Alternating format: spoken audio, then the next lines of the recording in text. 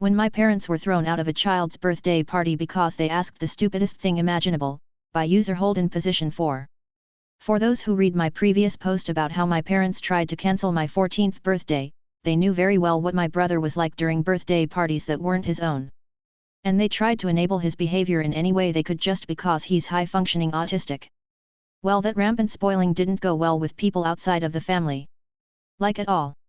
This happened I think when my brother was around 6 to 7 years old. A neighbor boy down the street was having his birthday party. And my brother got invited because they were sort of friends. But probably because they knew my parents would bring a gift. And they did. Don't remember what it was though, nor do I really care. My parents dragged me along to this party, even though I'd have rather stayed home and played video games. I was bored and sitting down almost the entire time. So I got to witness pretty much the whole situation. It started when my brother was caught picking up gifts off the table and shaking them. The mother of the birthday boy told him to stop, and my parents tried to defend my brother and say he was harmless. But the lady knew what my brother was really like and had my parents move him away from the presents. There were some games that the kids were playing. Don't remember what they were. But I do remember my brother tried to be the center of attention as much as possible. With each game the birthday boy got first pick/turn on them all because it was his birthday. But my brother freaked out because he didn't get to be first. And my parents did ask the birthday boy's mother if my brother could get the first picks/turns. And the lady not only refused, but told my parents to get my brother under control or we'd all be asked to leave. Then came time for the cake. The mother lit the candles for the birthday boy and the adults started singing the happy birthday song. They only got as far as singing the birthday boy's name in the song before my brother burst into a tantrum at the table. He grabbed the side of the table and started trying to violently shake it. My parents had to hold my brother back for a moment. And then I saw my mother go up and talk to the mother of the birthday boy again about something. And the poor lady looked positively disgusted. And I learned later that she'd asked her to let my brother blow out the candles first and then they could redo it. The lady told my mother that it would be best if we left, and then they went back to trying to redo the birthday song. Well, my brother couldn't take it and ran to the table and shoved the whole cake right at the birthday boy. I mean, he used his arm to literally clothesline the cake and heave it right into that poor kid's face. The whole room was silent for a few seconds. And then a bunch of the kids started laughing. Then the birthday boy started crying. And the adults were all mortified. Except for my parents. My mother just started hugging my brother tightly and acting like a Karen by saying this could have been prevented if they'd just let my brother blow out the candles first. The mother of the birthday boy was cleaning up chocolate cake off her son and screamed at my parents to get out. The other kids there started crying because it finally hit them that now there was no cake. My mother started dragging my brother out, but he broke free of her and then pushed over the table with all the presents on it. I grabbed him and held him in a headlock till my parents grabbed him. I apologized profusely to the mother of the birthday boy and said I wasn't on my parents' side in the matter. Yeah, that's right. Little 12-year-old me had to apologize for my own parents. My dad yelled to me to get moving or I could walk home. I said I'd walk home. It was literally a quarter mile down the street. I stayed and helped clean up the mess my brother made. The lady thanked me and said that I was a good egg. But my brother was just rotten. Someone went out and got another cake while the birthday boy had to take a shower because he was covered in cake. All of the mess was cleaned up, and they redid the birthday song. After the party was over, the mother of the birthday boy wrote something out on a piece of paper. It was a handwritten invoice to my parents for the destroyed cake, along with a written threat to call police as someone there with a camera caught everything. I handed the invoice to my parents and they really didn't look happy when they read it. Then they gave me the cash and told me to take it back to the lady. So I did. And that was pretty much it. Neither that kid, or his family ever associated with my brother or my parents ever again. But the messed up thing is that at another birthday party months later, the same situation nearly repeated entirely. My mother asked the parents to let my brother blow out the candles first. Gave BS excuses as to why. And they outright refused and my mother acted like a total Karen. My brother tried to knock down the cake, I was on guard and intercepted him. Then we were told to leave. It was after that my brother was no longer invited to birthday parties that were not relatives. And then on my next birthday in that same year when I turned 13, my parents tried to get me to let my brother blow out my candles. And my aunt tore into them for that. It was then I guess that my parents decided that if I couldn't share, then next year I shouldn't have a party at all. And any previous readers know how that turned out. Story 1. My boyfriend's parents are embarrassed he chose a community college instead of a university, by user many_seaweed_7153. First let me start with his sister. His sister decided to go to university in California. They bragged about it all over Facebook. They pay fee her tuition, her apartment rent, grocery, etc. It totals over $100,000. When my boyfriend told his parents he wanted to go to a community college, his parents, more specifically his mom, got so upset she cried about it. Then because he actually chose the community college, they decided to make him pay for everything, which includes his tuition and his car payments, which is about $5,000 to $10,000. She begged him to go to a university, and she also asked me to dinner just so she can beg me to make him choose a university. FYI, he's transferring to a university after community college. To go further, his sister is an acting major and got an award, which they bragged all about. Meanwhile, she also got a DUI. His mom was more concerned about people finding out in our hometown than actually dealing with the problem. May I mention they paid for the lawyer and never really punished her in any way. When finding out their daughter was arrested and spent a night in the county jail, they bailed her out, and the first thing his mom, said was, people are gonna see her wearing an ankle bracelet. My boyfriend got a 4.0 and an award, to which she never mentioned anywhere on her Facebook or even congratulated him. He is an engineer major, has super hard classes, stays up late doing homework, meanwhile also working at his dad's office part-time/full-time, while his sister hasn't had a job since starting college 3 years ago. Now his younger sister is choosing TCU, which again they bragged all about. They will pay for everything just like his other sister. So basically she more concerned about her image and bragging rights over anything else. And when they embarrass her, they punish them. My boyfriend got the worst of it all because of community college. Entitled mother demands that we leave a park just because of scars, also calls us pedos in the process. By user single evening 9793. Just a TW for scars/SH mentions. Me, M. My husband, M. F. Background. My husband has a lot of old SH scars and other scars on his arms/legs, which are pretty hard to hide without long sleeves and pants. We went out to a park that was pretty close to our house that I used to go to a lot alone, stopped going alone since they built a playground there and there were a lot of kids, and the moms always gave me side glances if I sat around too long. I get why, but it still sucks. We walked around for a while and decided to sit at a bench that was pretty close to the playground. Neither of us felt like walking to find another one, and it seemed fine to sit there. My husband ended up taking off his hoodie just because it was very hot out.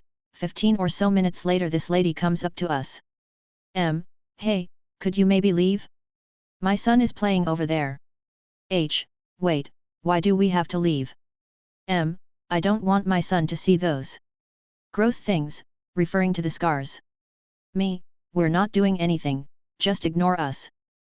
Clearly gets upset that we didn't listen to her and storms off. I wanted to leave since I was pretty uncomfortable, but we ended up staying for a little longer.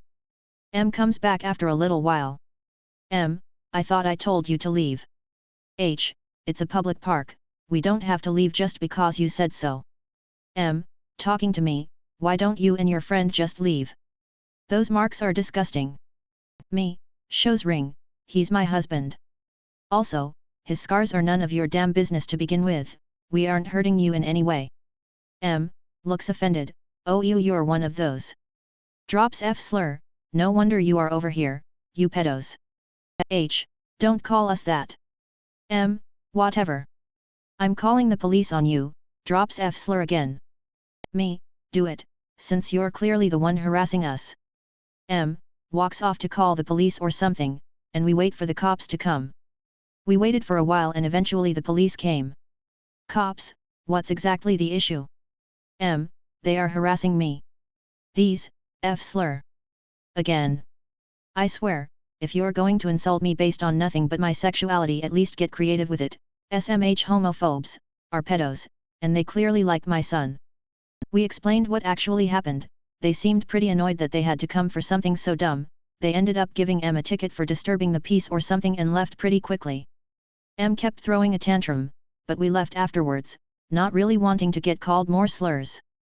Also because she was giving us both bad flashbacks from our own homophobic parents. I feel bad for M's kid through, hope he can get away from her once he grows up. My roommate fails at basic adulthood, her parents expect me to take care of her. After I said no, they want to move in so they can take care of her, by user hit. Latest update, so I went to the animal shelter that she adopted the poor guinea pig from, and let them know about this. They said they will contact me. I'll take care of the animal until they decide to come to my home and take it back. And no, she hasn't improved. Last night before I went to bed the food and water bowl was empty. I gave it some new water, I didn't give it food cause I wanted to see if my roommate would remember to feed the pet before bed. Nope. This morning the guinea pig was screaming from hunger.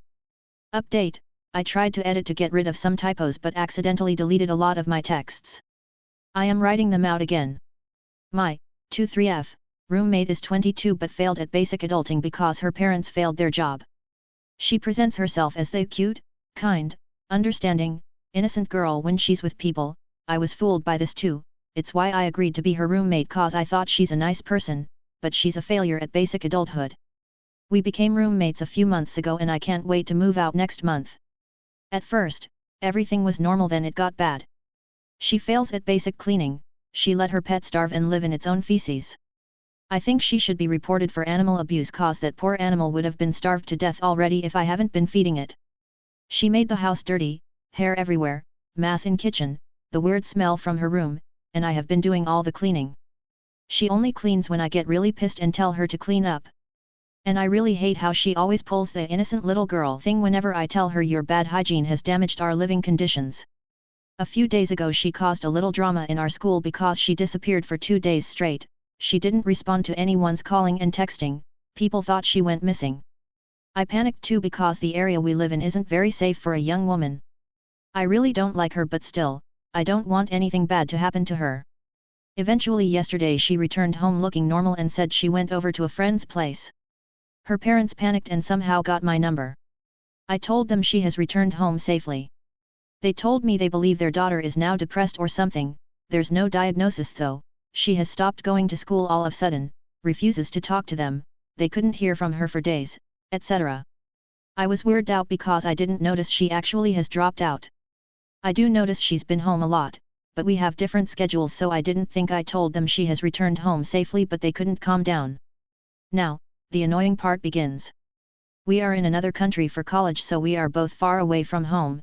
I understand that they worry about their child's safety, my parents worry about me too, therefore I always text them to let them know what I am doing and I am safe. But my roommate's parents? I can see why she became distant from them. Ever since her mom got my number, she constantly rants about how they think her daughter is depressed and requires help, her daughter wouldn't talk to her, she's heartbroken and desperately wants to know how is her daughter doing. She talked about how they were very protective and strict about parenting when she grew up. No wonder she fails at basic adulthood, they didn't teach her shit. Because her daughter once left the house for 2 days and didn't contact anyone, she now believes that her daughter is never home. Ever since she got home, her mom has texted me 4 times from 10 p.m. to 8 a.m. asking me if her kid's at home and I say yes she is, but she wouldn't believe me and just keep talking. She even asks me if my roommate would pretend to be home but is actually out. I told her that's impossible cause our bedrooms are connected and I can hear if she's home or not. She just kept talking about how her daughter is so weak and helpless and she needs help. I can tell they definitely spoil their fragile little angel. She asked me how far is our apartment from our campus, I said, it's 20 minutes walk and 10 minutes bus ride. And she thinks this is too far away from the school. She thinks a 10 minutes bus ride or 20 minutes walk is too much work for her child. I have stopped responding to her texts cause it's annoying. They even try to pay me $100 to take care of her, like take her out to dinner or something like that, but I politely refused. Because why the fuck should I do that? Why is your daughter's messy life my responsibility? After I politely said no, the mother said she needs our address cause she's gonna come to this country and move in with her daughter, then she's gonna take her daughter home. Oh, my God. Lady, you really need to calm down. Of course, I said no to her, she said she wish I can sympathize with a heartbroken lonely mother. For God's sake, I have my own life. Lady, I understand your situation but really, I am not your daughter's babysitter. After her parents realized I don't give a fuck, they tried to get our address from my other friends.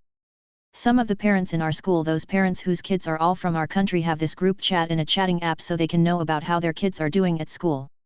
I honestly think this is so unnecessary because most of us are at least 19, how come a 19-year-old need your daily checkup? But after witnessing my 22-year-old roommate fails at basic adulthood, I started to understand why these parents have such a group chat.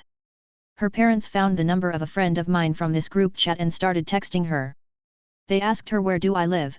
Thank goodness my friend didn't tell them, she let me know about their action instead. She was asking what is going on with all these. Okay, here's where I accidentally deleted my original texts by editing. I am gonna reorganize my writing and tell the rest of the situation. Here's what happened after they couldn't get my information from my friend. My friend politely told them she can't help them, and I ignored their texts for a day. Then I told them politely to stop contacting me and that I am not gonna let them live with me. Her mom replied, saying, they had finally convinced their daughter to come home, so they are not gonna bother me again. Thank goodness. I am completely fine with it if her parents just wanna quickly stop by our place and take her home. But when they first mentioned this, they meant to live with us, not quickly stop by and take her home. They knew their daughter isn't willing to come home, so her mother thought it would be a good idea for her to come live with us. I absolutely do not want to be forced to live with some random old lady who I know nothing of, who has a completely different lifestyle and schedule. I don't think I am being cold or selfish by doing this. After all, I am paying half of everything for the apartment, and it says in the lease you can't just bring someone else to live in the house without an agreement. I want to state that I am not being cold and cruel to my roommate and her parents. I understand that she's probably suffering from depression and her parents worry about her, but her action has seriously affected my life and our living condition. She keeps the guinea pig's cage in our living room, and because she rarely cleans it, the whole living room smells like its feces. The poor animal never asked to be adopted by someone like this. I've been feeding it water and food, and I believe if I wasn't here, it would have been dead already. She would literally leave her pet completely alone for 2 to 3 days, not giving any food or any cleaning. The poor thing lives in its own feces. So many times I had to knock on her door to get her clean the damn cage. She also leaves messes in the kitchen, and the bathroom. I've been doing most of the cleaning. I think I deserve to live in a clean house, and the house wouldn't be so dirty if I lived alone.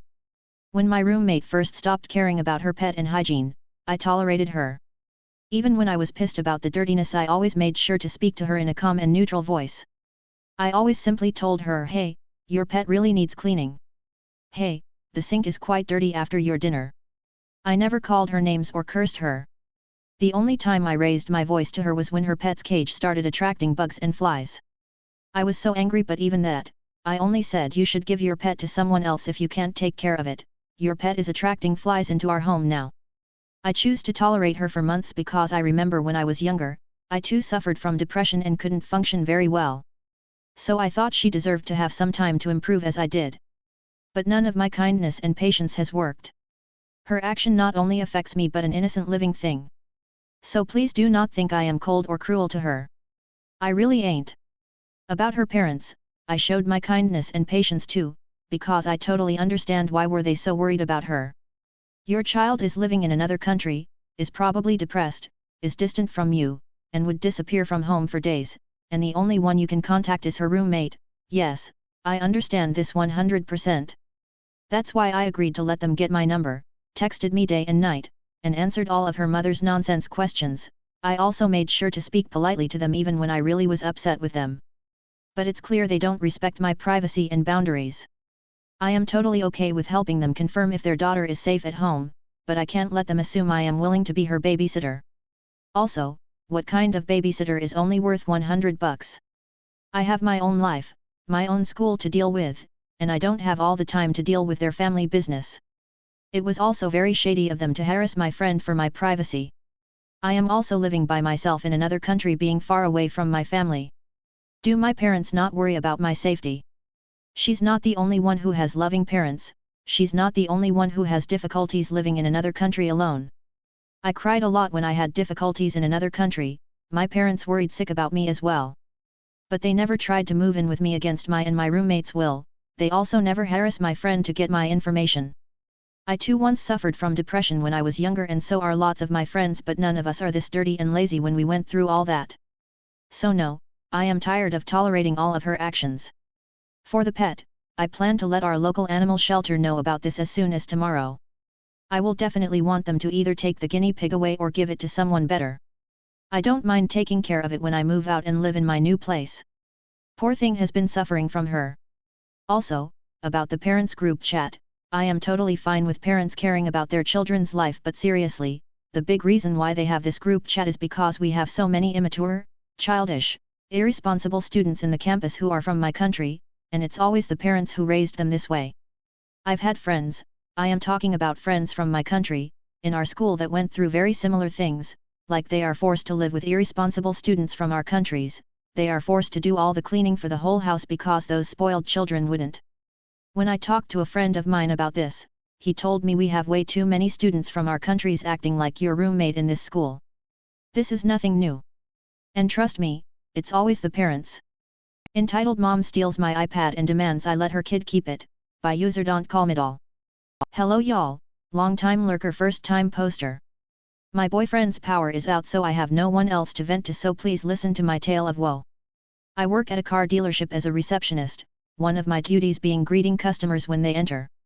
I am a professional artist on the side and I've been busy with some commissions lately, so since it's not busy at the dealer, I started working on my iPad mini. It's old and I'm working on upgrading, but I currently can't afford to, so I live with it despite the battery life being really short and I have to basically keep it plugged in at all times. During my lunch I was in the waiting area doing more work when a kid, a little girl no older than 4, came up and watched me work. This happens a lot when I draw in public and usually the kids just ask a lot of questions, but this nice girl, was very quiet and just had a look of amazement, so I just let her be. Her mother, the M in the story, was nearby at a salesman's desk working on purchasing a new car, which is a long and no doubt boring process. The salesman working with her walked away, which at my dealership they do very often to retrieve paperwork, talk to the sales/finance managers, etc. She looks over at me and her kid and asks her, "What are you looking at?" Her kid points at my screen and says she's painting puppies. I was working on Twitch emotes of a streamer's dog. I sort of show my screen to M and she then asks her kid if she wants to draw, which the girl excitedly said yes. I expected M to pull out a paper and pencils or at least ask if I can get some for her too, but she just looked at me expectantly. When I realized she was waiting for me to hand her my iPad, I said, "Oh, she can't use mine, but I can get her a notepad and pens," but apparently that wasn't good enough. She sighs and says just let her draw a little bit, I'm almost done here anyway, which I knew for a fact wasn't true. They were waiting on bank approval for a loan, which can take anywhere between 5 to 30 minutes, and even then they'll be here longer for finance paperwork, detailing, etc. I start to explain that this is part of my work and she scoffs, saying I'm just doodling puppies and it was selfish that I wouldn't let NG doodle on my device too. Poor NG was just looking at her hands, looking quite embarrassed. I then pretended my lunch was over and got up to spend the rest of my lunch at my desk. I couldn't see her behind a huge truck on display, but I can hear her grumble to NG about who knows what. Whatever, pretend like I didn't hear so I don't mess up this sale for my coworker. Some time later, nature called me and I got up to use the restroom. I left my iPad on my seat so it'll stay plugged in and put a notepad over it to try to cover it up somehow. My desk is a wide crescent shape with no drawers to keep my things safe, so this was the best I could do to somewhat hide it. I was in the restroom no longer than 3 minutes, but when I got back, only my charger remained. My iPad and Apple Pencil were gone. I looked over to the lady, who had her large purse suspiciously in her lap now instead of on the floor beside her chair like it was before. I was panicked because a lot of my work is on that iPad that I needed. I went to my sales manager, SM, and told him the situation. He told me he would take care of it, but to be patient for now. I went back to my desk full of anxiety and my stomach doing backflips. SM went to the desk where M was to work out the deal. They're far enough that I can hear their voices but not pinpoint what they're saying, but I did hear her eventually yell, "How dare you? I would never steal. Do you want to lose this sale?" I immediately got up and went over behind the lady so SM could see me but she couldn't. He tells her he understands but my iPad went missing and he wants to make sure no one currently in the building has it. That's when I remembered the Find My feature on all Apple products. My iPad was connected to the Decurse Wi-Fi, so I pulled out my iPhone and pressed play sound for my iPad. Her purse started dinging. She tried to play it off as if it's her ringtone and SM stared at her, as if daring her to answer it. Thing is, with the play sound feature, if I keep pressing it, it will keep pinging. I made my presence known and told her to give my iPad back. That's when she stopped playing dumb and just said, just let NG have it, her birthday is coming up and I can't afford a present for her since I'm getting this car. SM said he was happy to cancel the deal so she can instead buy a birthday present for her child and to return my iPad or he'll call the police. She practically threw my iPad at me, where it hit me in the gut, and took NG from the waiting area to leave. Poor thing looked at me with the most apologetic look on her face before leaving with her mother. SM might have helped me, but he's not exactly the nicest person. From now on, I'm not allowed to bring my iPad to the dealer, I have to either leave it in my car or leave it at home. Whatever. M took my Apple Pencil with her since she left in a hurry, so I'm gonna stop by the Apple store after work to get a new one, but until then I'm stuck with my pens and notepad. Edit. I got off work until Apple Pencils cost like $120, the first generation. The one M took I bought secondhand for $70, what the heck. Edit 2. I'm off work tomorrow but my SM called the police and filed a report today using the info we have on file for M. I really don't like getting involved with the law because it makes me crazy nervous, but I pulled through and answered the detective's questions. As far as I know, they have enough info and evidence to reach out to M to get my pencil back. So many of you have been so sweet in offering to send me replacements, offering discounts, and even alternatives until I get my pen back, but I already bought a new one after work like I mentioned. I do intend to make M comp me for the money I spent on it. We'll keep y'all updated as this story develops. TLDR, M steals my iPad while I was in the bathroom and we caught her using the Find My feature.